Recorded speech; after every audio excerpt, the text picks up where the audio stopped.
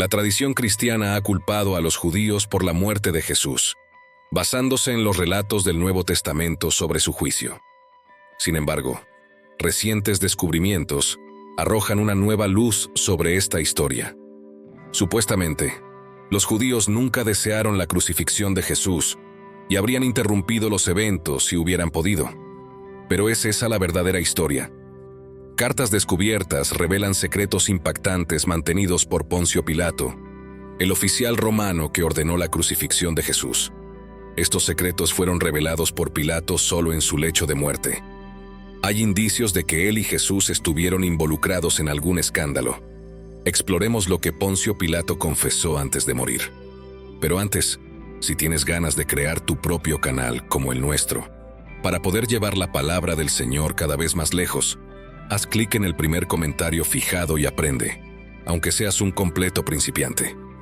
Aunque era un hombre bueno y realizó muchos milagros, Jesucristo fue acusado por el Consejo Judío, que le garantizó su muerte dolorosa en la cruz, declarando que su sangre está sobre nosotros y sobre nuestros hijos. Poncio Pilato fue el quinto gobernador de Judea bajo el emperador Tiberio. Él es conocido por presidir el juicio de Jesús y ordenar su crucifixión. Sin embargo, los evangelios retratan a Pilato como reacio a ejecutar a Jesús. La iglesia etíope cree que Pilato se convirtió en cristiano y lo venera como mártir y santo, una creencia compartida por la iglesia copta, una iglesia ortodoxa oriental cristiana basada en Egipto, África y el Medio Oriente. Poco antes de que Pilato diera la orden de ejecutar a Jesús, fue arrestado y llevado ante Caifás, el sumo sacerdote que estaba detrás del juicio fraudulento de Cristo. Los maestros de la ley y los ancianos se reunieron en el Sanedrín, mientras uno de los discípulos, Pedro, seguía a distancia. El Sanedrín era el consejo gobernante más alto de los judíos, compuesto por 70 miembros, principalmente saduceos, fariseos y sacerdotes, además del sumo sacerdote que era el jefe. Los sumos sacerdotes y todo el Sanedrín estaban buscando pruebas falsas contra Jesús. Una vez, Jesús dijo que destruiría el templo de Dios y lo reconstruiría en 3 días, lo cual pudo haber sido una distorsión de su enseñanza sobre la resurrección. Cuando Jesús dijo que su cuerpo, al cual se refería como el templo, resucitaría en 3 días, Caifás finalmente exigió que él le dijera si era el Mesías, el Hijo de Dios. Jesús respondió: «Es lo que dices, pero yo te digo, a partir de este momento veréis al Hijo del Hombre sentado a la derecha del Todopoderoso y viniendo en las nubes del cielo». Caifás declaró que esto era blasfemia. La blasfemia es una ofensa religiosa que ocurre cuando alguien dice o hace algo considerado irrespetuoso a Dios. Para los líderes judíos, al afirmar ser el Hijo de Dios, Jesús estaba insultando a Dios, lo que justificaba su condena. Después de esta declaración, escupieron en su cara y le golpearon. Había varias razones por las cuales los líderes judíos querían a Jesús muerto. Primero, desafió su autoridad llamándolos hipócritas. Además, se asociaba con pecadores, prostitutas y recaudadores de impuestos, personas que los líderes judíos consideraban impuras. Jesús también desobedeció las leyes de observancia del sábado al curar a la gente en ese día. Lo acusaron de hacer declaraciones sobre sí mismo que no podían aceptar, como afirmar ser el Hijo de Dios y el Salvador prometido. Con Jesús declarado culpable de un crimen que merecía la pena de muerte, los líderes judíos tuvieron que llevarlo ante el gobernador romano, Poncio Pilato, porque el Sanedrín no tenía autoridad para ejecutar la pena de muerte en ese momento. Acusaron a Jesús de corromper al pueblo, prohibiéndoles pagar impuestos a César y afirmando ser el Cristo, un rey. Sin embargo, Jesús nunca prohibió a la gente pagar impuestos romanos. Pilato le preguntó a Jesús: ¿Eres el rey de los judíos?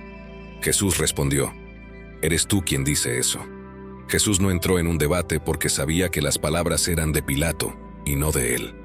Pilato, no interesado en la verdad que Jesús predicaba, dijo a los sumos sacerdotes y a la multitud que no encontraba culpa en Jesús y por lo tanto no había razón para crucificarlo. Ante los ojos de la autoridad romana, Jesús no había cometido ningún crimen. Pilato declaró a Jesús realmente inocente y le preguntó si era un Galileo. Al darse cuenta de que Jesús estaba bajo la jurisdicción de Herodes Antipas, hijo de Herodes el Grande, quien gobernó Galilea entre 4 años antes de Cristo y 39 después de Cristo, Pilato envió a Jesús a Herodes. En ese tiempo, Herodes estaba en Jerusalén, pero no tenía poder en la ciudad. Él estaba allí probablemente por motivos no religiosos, ya que no era conocido por su piedad. Sin embargo, su presencia podría ser útil para su reputación, ya que muchos galileos lo conocían y posiblemente lo aprobaban. La Biblia relata que cuando el rey Herodes vio a Jesús, se alegró mucho, porque hacía tiempo que quería verlo. Herodes había oído hablar de Jesús y esperaba verlo realizar algún milagro.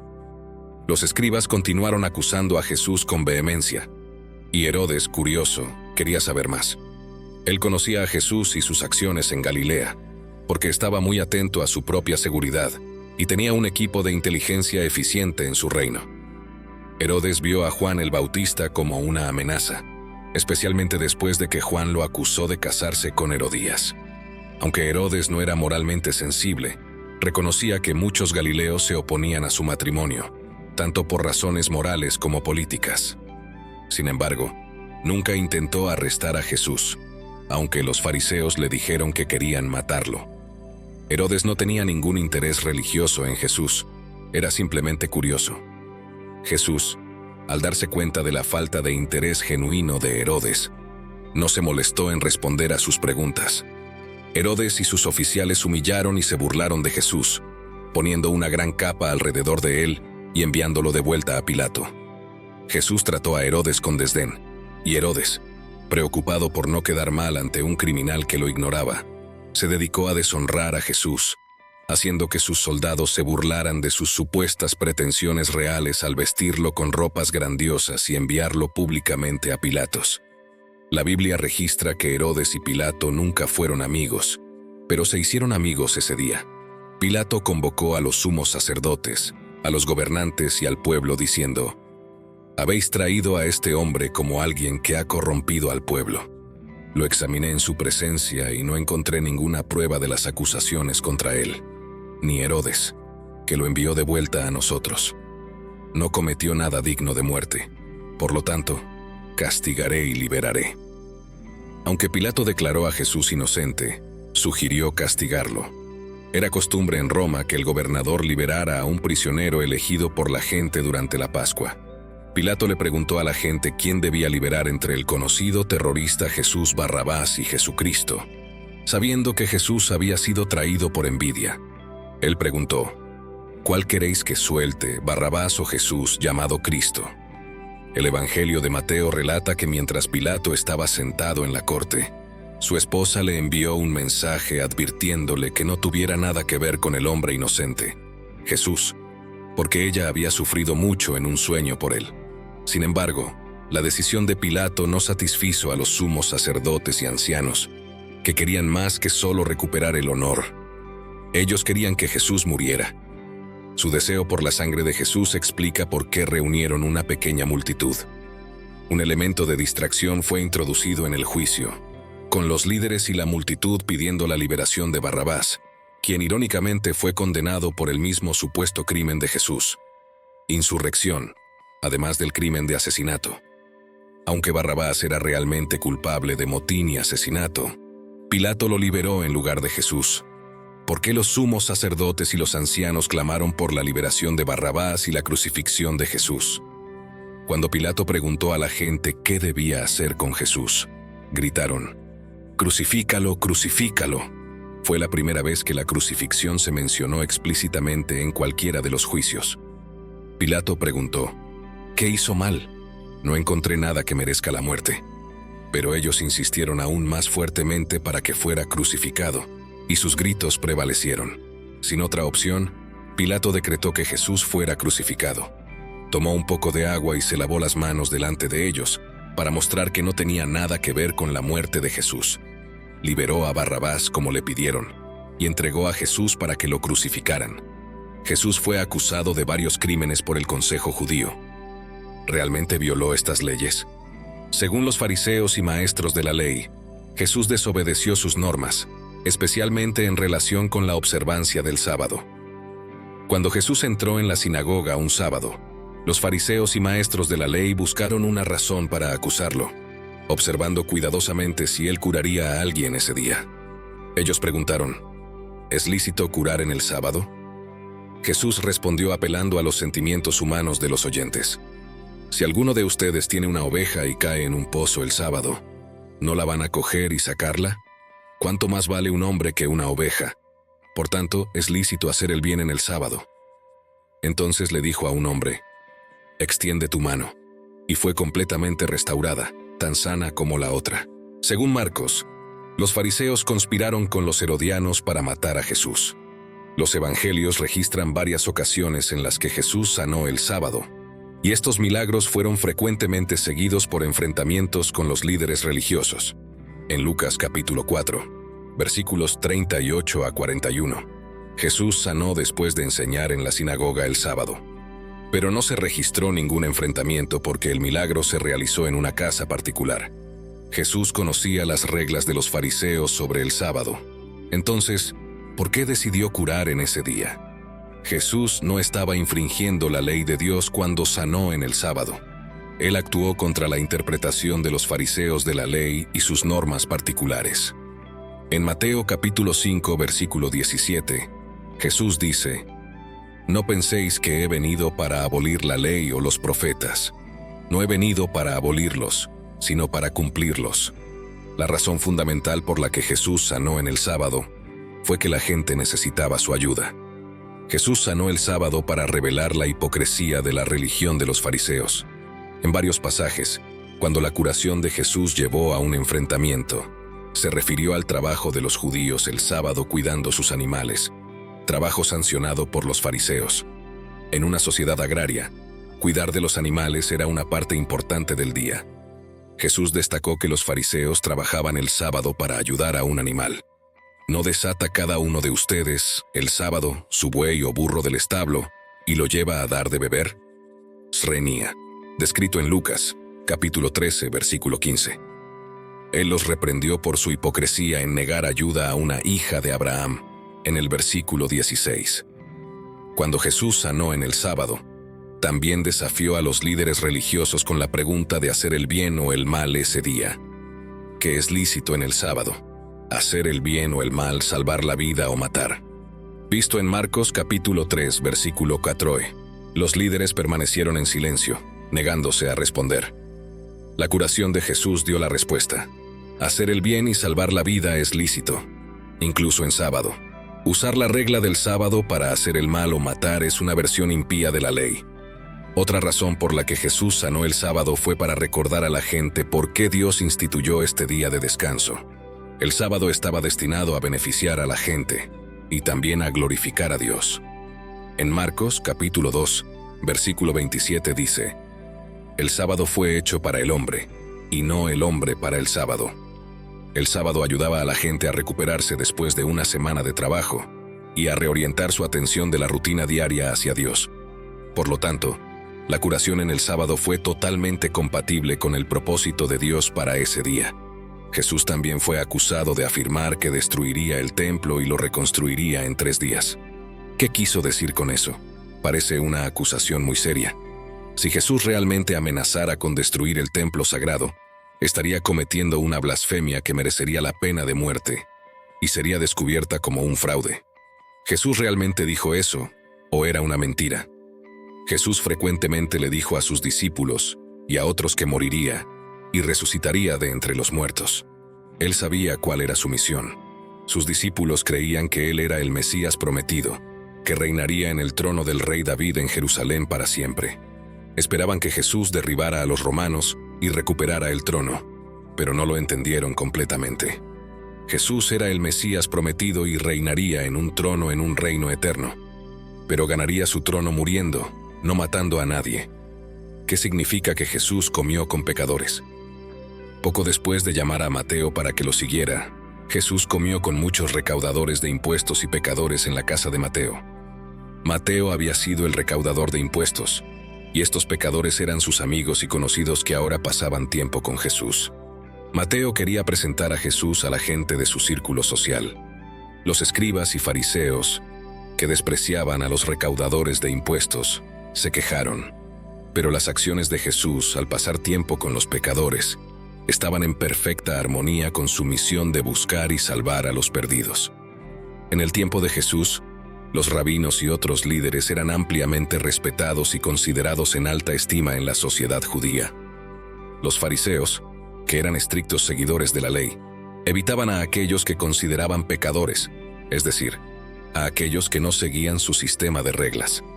Los fariseos y otras clases religiosas de la época de Jesús definitivamente no habrían socializado con recaudadores de impuestos, que eran infame por su desfalco y cooperación con los romanos odiados.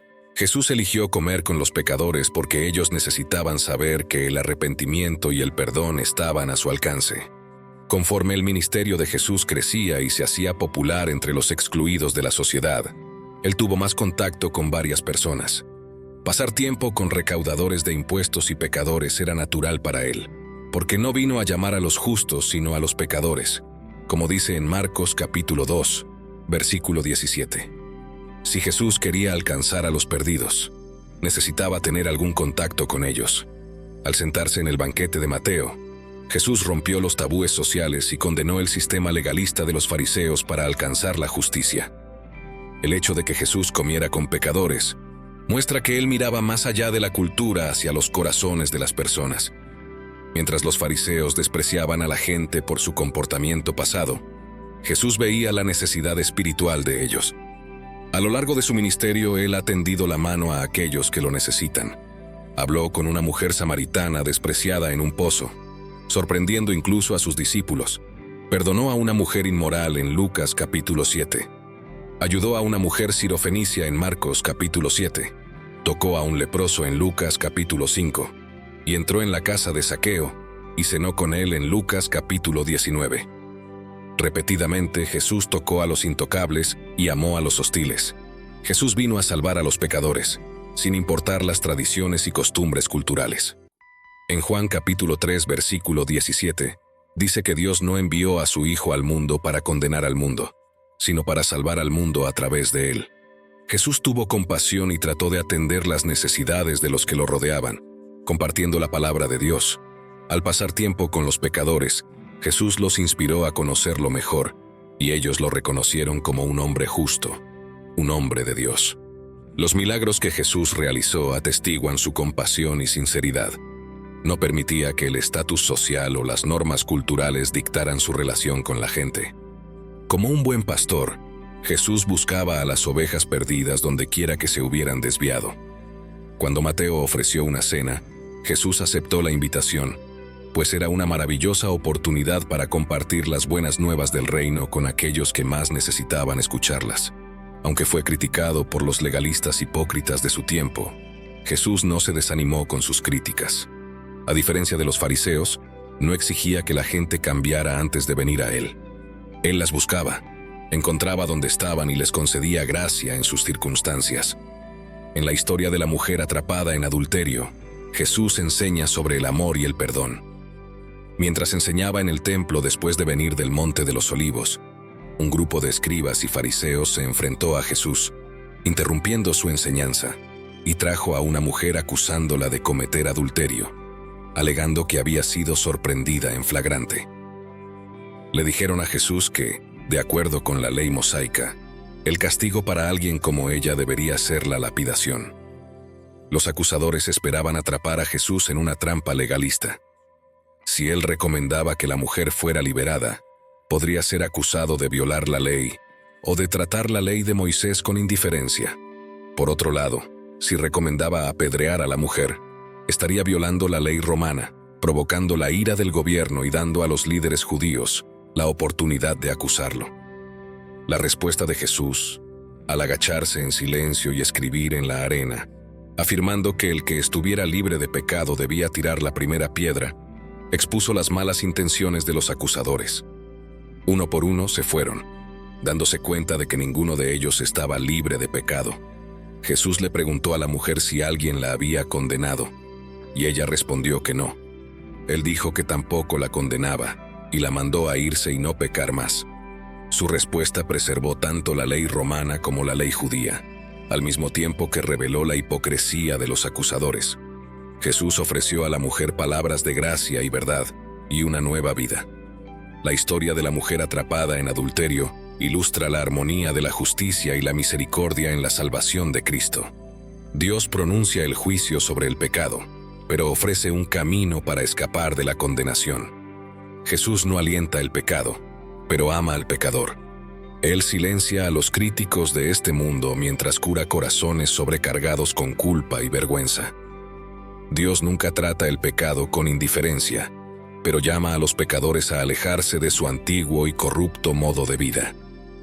A pesar de todas las acusaciones que se le hicieron, Jesús eligió morir de la manera más dolorosa.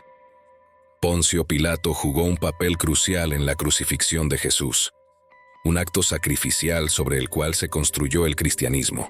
Como es hermoso llevar la palabra de seños, si tienes ganas de crear tu propio canal, así como el nuestro, para poder llevar la palabra del Señor cada vez más lejos, haz clic en el primer comentario fijado y aprende, aunque seas un completo principiante. Y para ti que te interesan las curiosidades y sabias bíblicas, dejamos aquí uno de nuestros videos más impactantes. ¿Sabes cuál es el verdadero significado oculto del vinagre dado a Cristo en la cruz? Mira ahora, te vas a impactar. Gracias por tu atención y que permanezcas bajo la gracia de Dios. Hasta pronto.